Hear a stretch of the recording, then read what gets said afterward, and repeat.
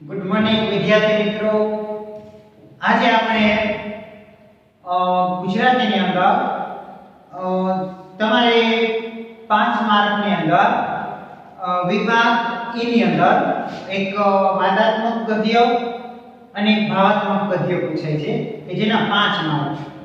તો આપણે આજે પહેલા વાદાત્મક ગદ્ય વિશે થોડીક સમજૂતી મેળવશું. તો અહીંયા વિદ્યાર્થી મિત્રો, તમે બોર્ડ ઉપર હું જે કરાવું છું તમે તમારી નોટબુકમાં આપેલો છે. પહેલું આપણે જે વાદાત્મક ગદ્ય છે એને લેવાનું છે. તો પહેલા થોડા વાદાત્મક ગદ્ય એટલે શું? ગદ્ય એટલે પાઠ, પદ્ય એટલે કાવ્ય, બરાબર? તો ગદ્ય વાદાત્મક ગદ્ય એટલે શું? તો અહીંયા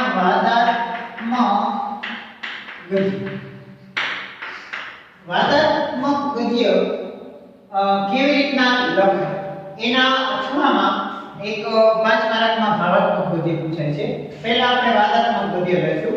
વાદાત્મક ગદ્ય એટલે શું કરવાનું હોય? તો કે દલીલ હોય ને, પહેલા તો દલીલ એટલે તર્ક. દલીલની પહેલા તો સીધા તર્કમાં રજૂ કરવી. સીધા તર્કમાં રજૂ કરવી. કોઈ પણ દલીલ એટલે વાદ વિવાદ, એને તર્કની રૂપમાં રજૂ કરવી. એવું સમજવાનું કે આપણી દલીલ છે ને એ સાંભળનાર કોઈ છે. આપણે જે તર્ક કરીએ છીએ, દલીલ કરીએ છીએ, એ આપણી દલીલને સામેવાળો વ્યક્તિ છે એ સાંભળે છે.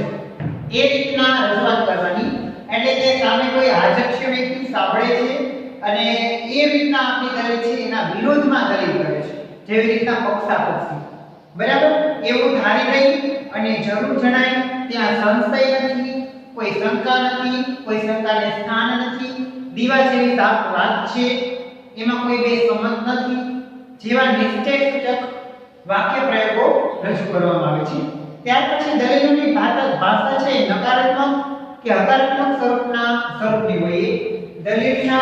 દલીલની ભાષા કેવી હોય? નકારાત્મક એટલે નેગેટિવ, નકારાત્મક કે હકારાત્મક ભાવની હોય છે. ત્યાર પછી તર્કબદ્ધ દલીલોના અંતે ચોક્કસ તારણ રજૂ કરવામાં આવે છે. દલીલોને સચોટ અને તર્કબદ્ધ બનાવવા માટે એના સમર્થનમાં તુલના એટલે સરખામણી, દ્રષ્ટાંતો અથવા કોઈ અનુભવને રજૂ કરી શકાય છે. તો અહીંયા આપણે નોટબુકમાં એક પેરેગ્રાફ આપેલો છે, પહેલો એ વિશે જોઈશું. પહેલો પેરેગ્રાફ આપેલું છે કે કેટલાક મનુષ્ય નિત્ય યુવાન હોય છે, બરાબર? એને વાદાત્મક ગદ્યમાં આ પેરેગ્રાફ છે એને બદલવાનો છે. તો તમારી પાસે બધા પાસે નોટબુક છે, તમે નોટબુક રાખો. આપણે પહેલો જે છે એ રીતે આપણે કરીએ. કેટલાક મનુષ્ય નિત્ય યુવાન હોય છે. મોટે ભાગે પ્રશ્નાર્થની નિશાની આમાં વધારે વપરાય છે. પ્રશ્નાર્થની નિશાની વપરાય છે. ઘણીવાર ઉદ્ગાર ચિહ્નો વપરાય.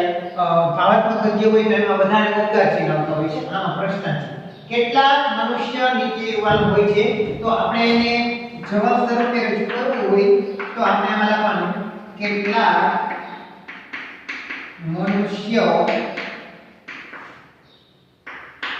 નિત્ય યુવાન હોતા નથી. પ્રશ્નાર્થની નિશાની. શું કામ? કે પ્રશ્ન કર્યો છે. કેટલાક મનુષ્ય નિત્ય યુવાન હોય છે તો એને દલીલના રૂપમાં રજૂ કરવી હોય તો એને એમ કરી શકાય કે કેટલાક મનુષ્ય નિત્ય યુવાન હોતા નથી. દેહ વૃદ્ધિ થાય છતાં એનો ઉત્સાહી આત્મા તો સદાય કેવલથી સંગની રહ્યો હોય છે. તો આમાં દેહ વૃદ્ધિ થાય છે. દેહ એટલે કાંઈ, દેહ વૃદ્ધિ થાય છતાં એનો આત્મા, છતાં એમનો આત્મા સદાય યૌવનથી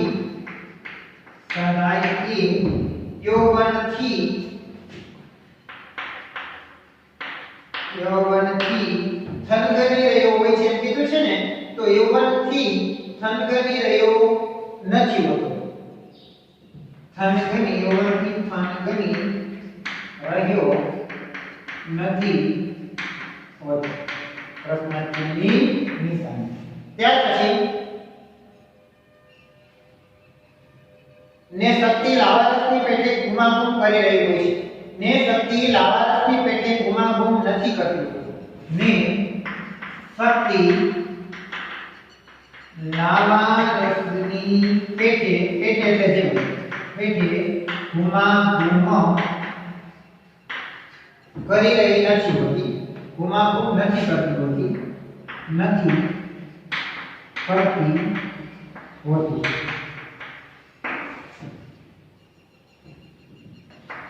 ત્યાર પછી એમની ઈચ્છા અદમ્ય હોય છે એમની ઈચ્છા શક્તિ અદમ્ય હોય છે તો એમાં આવે એમની ઈચ્છા શક્તિ અદમ્ય નથી હોતી એમની ઈચ્છા શક્તિ અદમ્ય નથી હોતી અદમ્ય નથી હોતી ત્યાર પછી આગળ ને આદર્શ મહાન હોય છે તો એમાં આદર્શ મહાન નથી હોતું આદર્શ મહાન નથી હોતો ત્યાર પછી આગળ કે જગત જેવું છે તેવું કદી એમને સંતોષ આપી શકતો નથી તો આમાં જગત જેવું છે આપણે જ્યારે દલીલ રજૂ કરીએ તો લખવાનું કે જગત જેવું છે તેવું શું કદી તેમને સંતોષ આપી શકતું છે તેમને સંતોષ આપી શક્યું છે છેલ્લે પ્રશ્નાર્થની નિશાની તો મિત્રો અહીંયા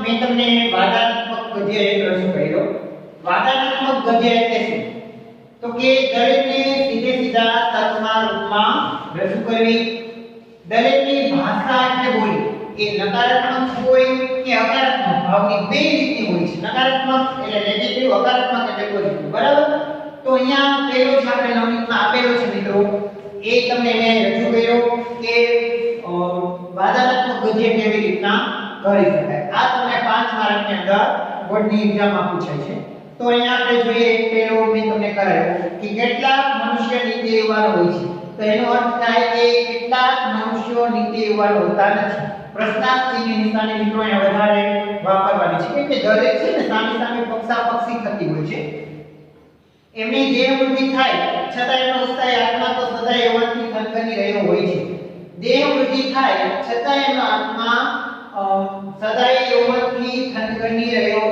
નથી હોતો પ્રશ્નાર્થની નિશાની ને શક્તિ લાવારસની પેટે ઘુમાઘૂમ કરી રહી હોય છે ને શક્તિ લાવારસની પેટે એટલે જેમ ઘુમાઘૂમ નથી કરતી હોતી એમની ઈચ્છા શક્તિ અદમ્ય હોય છે તો કે એમની ઈચ્છા શક્તિ અદમ્ય નથી હોતી પ્રશ્નાર્થની નિશાની ને આદર્શ મહાન હોય છે તો કે આદર્શ મહાન નથી હોતું જગત જેવું છે તેવું એમને ક્યારે સંતોષ આપી શકતું નથી તો જગત જેવું છે તેવું શું કરી તેમને સંતોષ આપી શકતું છે એટલે પ્રશ્નાર્થ કરીએ એટલે આપણે પ્રશ્નની અંદર રજૂઆત કરતા હોય તો મિત્રો આ થયો તમારો એક વાદાત્મક ગદ્ય ત્યાર પછી આપણે એક એના અથવા જે પૂછાય છે તમારે 5 માર્કમાં એટલે કે ભાવાત્મક ગદ્ય તો આપણે એક ભાવાત્મક ગદ્ય જોઈએ કે ભાવાત્મક ગદ્ય એટલે શું તો બીજો એક આપણે લઈ લઈએ ભાવાત્મક ગદ્ય ભાવાત્મક ગદ્ય એટલે શું બરાબર તો આ એક વાદાત્મક ગદ્ય થયો એના મિત્રો વધારે તમને લખવા માટે સરળ ભાવાત્મક ગદ્ય પડે છે પણ જે તમે લખો હોય તે ભાવાત્મક ગદ્ય એમાં જોઈ લઈએ આપણે ભાવાત્મક ગદ્ય એટલે શું સામાન્ય રીતે વર્ણનાત્મક ગદ્યનું ભાવાત્મક ગદ્યમાં રૂપાંતર કરવાનું હોય છે લખાણ કરતી વખતે નીચેના મુદ્દાઓ ધ્યાનમાં રાખો એમાં ભાવનું આલેખન કરવામાં આવે છે અને એમ કરવા માટે વધુમાં વધુ વિશેષણ એટલે નામના અર્થમાં વધારો કરતો શબ્દ એનો આશ્રય એટલે એનો આશરો લેવામાં આવે છે ખાસ કરીને ભાવનું આલેખન હોય છે ભાવનું આલેખન હોય છે આલેખન કરવાનું હોય છે એટલે કે એની અંદર વિશેષણ એટલે નામમાં અર્થમાં વધારો કરતો છે. વિશેષણનો આશ્રય લેવામાં આવે છે. આશ્રય લેવામાં આવે છે. આશ્રય એટલે એમાં બને તેટલા ટૂંકા વાક્યનો ઉપયોગ થાય છે. બને તેટલા ટૂંકા વાક્યનો ઉપયોગ થાય છે.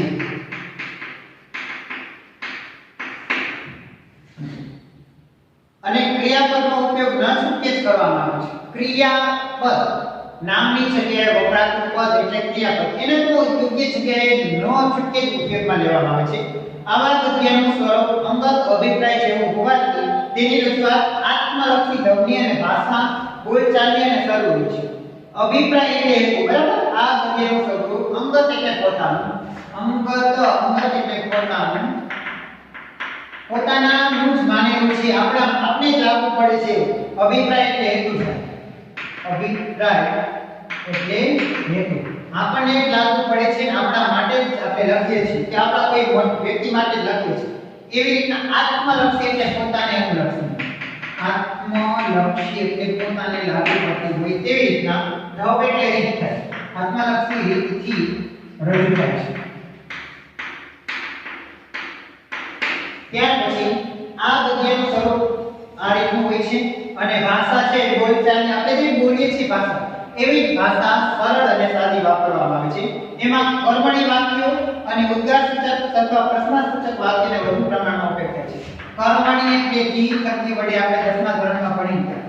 થી થકી વડે કર્મણી વાક્યો અને ઉદ્ગાર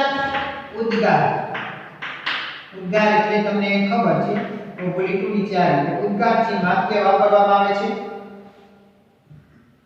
ત્યાર પછી પ્રશ્નાર્થસૂચક વાક્ય પણ વપરાય છે, બરાબર. આ રીતે ઉપયોગ થાય છે. આપણે અહીંયા જોઈએ એક પેરેગ્રાફ. નીચેના શબ્દો કે શબ્દ સમૂહનો ઉપયોગ કરી તમે 80 શબ્દોમાં મધ્યવર્ગની મુશ્કેલીઓ વિશે ભાવાત્મક ગદ્યમાં તમારા વિચારો દર્શાવો. મિત્રો તમારી નોટિસમાં આપેલો બીજો જે પોઈન્ટ છે જેનું નામ છે ભાવાત્મક ગદ્ય, નોટિસના પેજ નંબર 153 ઉપર આપેલું છે. તો એવું લઉં છું આજે કે મધ્યમ વર્ગની મુશ્કેલીઓ, બરાબર. આપણે તમને મુદ્દા આપેલા છે કે આમાં આપેલું છે સમાજના 3 વર્ગો. સમાજના 3 વર્ગ એટલે કયા? મધ્યમ, શ્રીમંત અને ધનિક, બરાબર. અઢળક સંપત્તિ એટલે પૈસા. ભીખ માંગવી,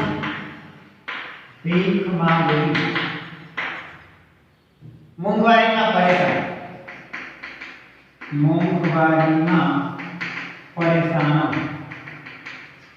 ત્યાર પછી સામાજિક પ્રતિષ્ઠા એટલે મોભો. સામાજિક પ્રતિષ્ઠા એટલે મોભો, માન, પ્રતિષ્ઠા. ઓછી આવક,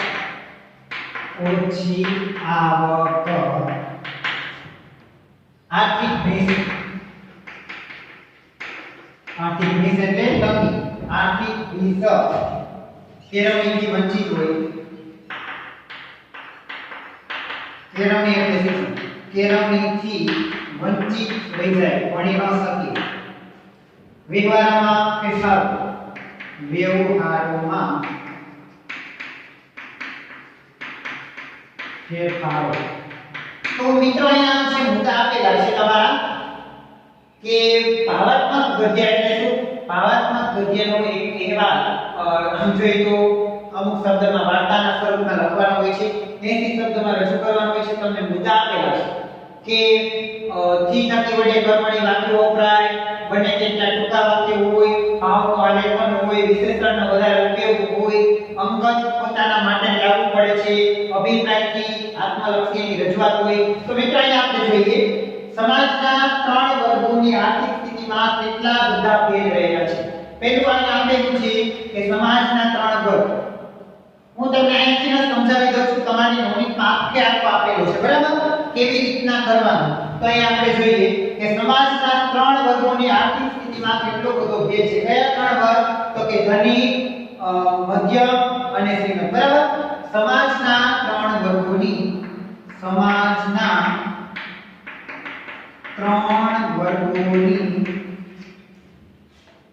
આર્થિક સ્થિતિમાં કેટલો ભેદ છે? આર્થિક સ્થિતિમાં કેટલો ભેદ છે? ઉદ્ગારની નિશાની.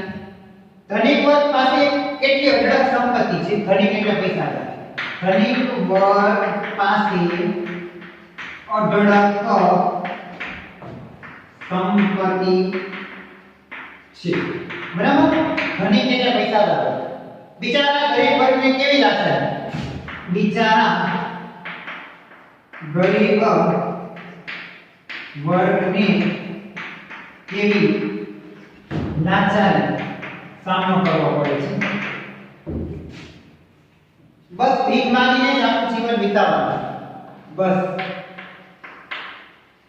ભીખ માંગીને જ આખું જીવન વિતાવવાનું.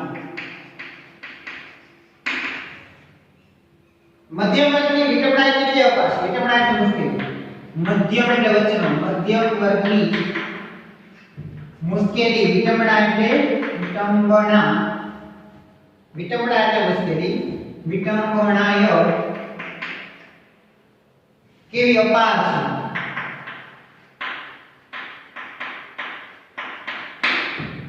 મોંઘવારીનો કેટલો અસહ્યતા છે? મોંઘવારીનું કેવું? અસહ્ય એટલે સહન ન થાય તેવું. અસહ્યતા.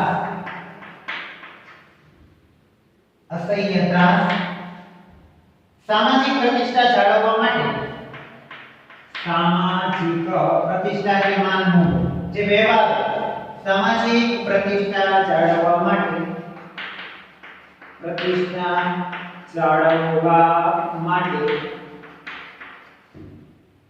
કેવા ભારે ખર્ચા કરવા? કેવા ભારે ખર્ચા કરવા પડે. ને આવક બધી ઓછી. આવક કેટલી બધી ઓછી? ને આવક કેટલી બધી ઓછી હોવાને કારણે આ પરિસ્થિતિ સર્જાય છે. કેટલી આર્થિક ફીસ વેઠવી પડે છે? કેટલી આર્થિક ફીસ વેઠવી પડે. વેઠવું એટલે સહન કરવું. વેઠવી પડે છે. મધ્ય વર્ગના સંતાનોને મધ્યમ વર્ગના સંતાનોને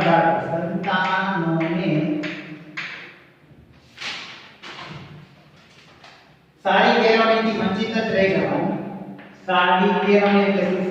સારી કેળવણીથી વંચિત જ રહી જવાનું. હવે તો આ પ્રકાર સામાજિક વ્યવહારમાં સુધારો થયો છે. હવે તો આ ખર્ચાળ વ્યવહારમાં સુધારો થાય તો સારું. સુધારો થાય તો સારું. તો મિત્રો અહીંયા ભાગાત્મક ગદ્ય જે છે તે તમને એકંદરે જોઈએ તો 80 શબ્દોમાં સહેલો પડે છે લખવા માટે, કારણ કે મુદ્દા આપેલા હોય છે કે સમાજમાં ત્રણ વર્ગ હોય છે, મધ્યમ, શ્રીમંત અને ધનિક. તો સમાજના ત્રણ વર્ગોની આર્થિક સ્થિતિમાં કેટલો ભેદ છે. ઉદ્ગાર છે. ધનિક વર્ગ પાસે અઢળક સંપત્તિ છે. બિચારા ગરીબ વર્ગને કેવી લાચારી, ભીખ માંગવી પડે છે બસ આખું જીવન વિતાવવાનું. મધ્યમ વર્ગની વિટંબણા એટલે મુશ્કેલી એટલે અપાર. મોંઘવારીનો કેટલો અસહ્ય ત્રાસ સહન કરવો પડે. સામાજિક પ્રતિષ્ઠા જાળવવા માટે કેવા ભારે ખર્ચા કરવા પડે. ને આવક ઘણી બધી ઓછી હોવાને કારણે કેટલી બધી આર્થિક ભીખ તંગીનો એને સામનો કરવો પડે, મધ્યમ વર્ગના સંતાનોને સારી કેળવણી ન આપી શકે, વંચિત રહી જાય. બસ હવે તો આ ખર્ચાળ વ્યવહારમાં સુધારો થાય તો સારું, જેથી કરીને બધાને કે છે વર્ગો છે એક સરખા રહે અને બધાને એક સરખી કેળવણી મળે. તો મિત્રો અહીંયા તમને ભાવાત્મક ગદ્ય અને વાદનાત્મક ગદ્ય જે તમારે 5 માર્કમાં પૂછાય છે જે મેં તમને રજૂ કર્યા, તો તમે તમારા વધારે પડતા છે નવનીતમાં આપેલા છે એની પ્રેક્ટિસ કરજો, વ્યવસ્થિત સમજજો, કારણ કે આના 5 માર્ક છે અને બહુ સહેલા છે. એટલે તમે આ પોતાની રીતે થોડી પ્રેક્ટિસ કરતા જજો. વચ્ચે જરૂર જણાશે ત્યારે ફરી પાછા આમાં બધું પ્રેક્ટિકલ રીતે તમને તમારી પાસે કરાવીશ. Okay, thank you.